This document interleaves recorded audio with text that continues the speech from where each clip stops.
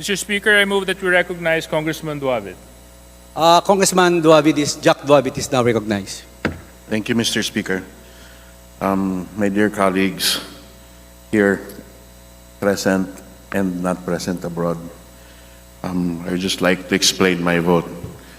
My vote in the affirmative, Mr. Speaker, is not just a vote that reflects an administrative action of our institution. Sadly, it is far more than that. In discussion B of the committee report, it says that the act of Representative Teves of seeking political asylum shows his intention to abandon his duties as House member and causes discredit to the House of Representatives and the Philippine government.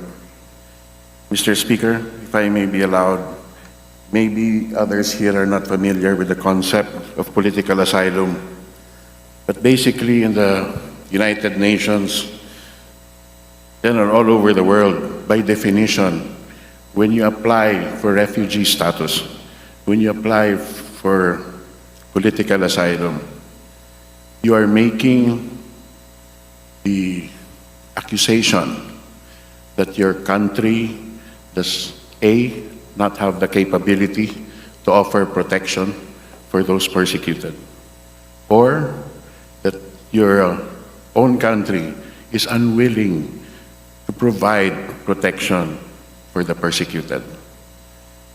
But worst of all, it also may also imply that your very own country, your very own government, is the perpetrator of such persecution.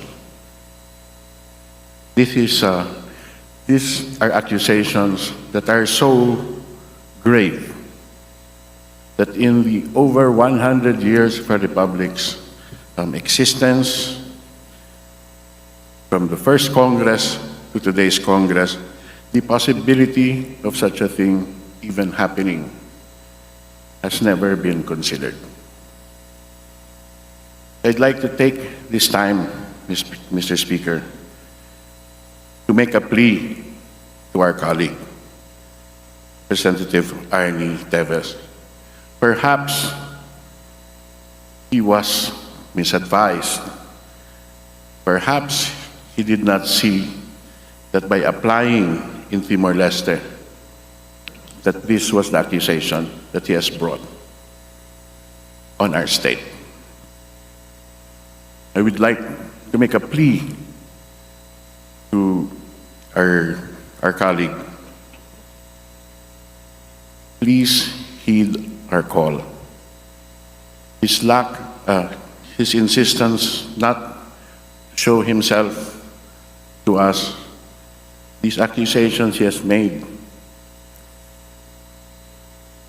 The plea is, Kong Arnie, please think of this not as an attack on you, but please look at it as a lifeline.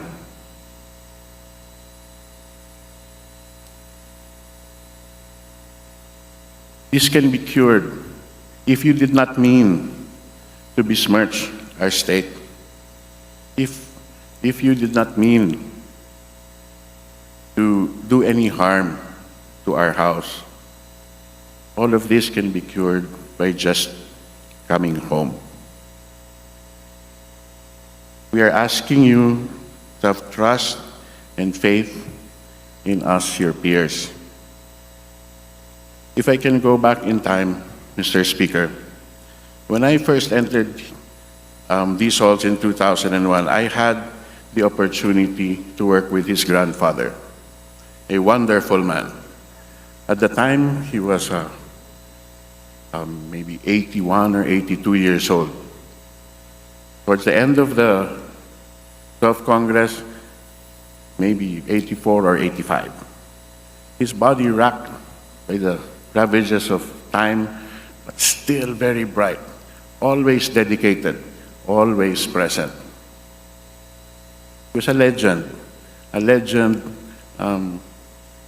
legendary octogenarian, just like others like Manong Pablo from Cebu or Manong Rudy from Isabela. he took the time to teach us and show us the ropes, bringing us wisdom and regaling us with their stories. Mr. Speaker, in 2007, right by the entrance of the North Wing, South Wing. North, South Wing. huh? South Wing.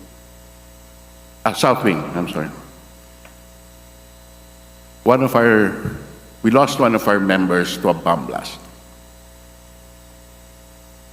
A few weeks later, the list of suspects were published. In fairness to all of those that were on the list of publics that were members of this House, they continued to come to work. They had faith in our institution. They had faith that we would not forget that we must presume innocence until final judgment. Please, Kong Arnie, your brother was a victim of that blast. I sat with him 4 years, his hands disfigured, covered in gauze. Wala pa pong COVID. Siya ata ang nagpauso na mag-handshake na gamit ang siko. Dahil sunog po. If, Mr. Speaker, hell is never being able to be with our Creator, hell on earth is being separated from all of those we love. Kong Arnie, take the lifeline. Please come home. Thank you, Mr. Speaker. Thank you, Congressman Jack Duavit, for that explanation of vote.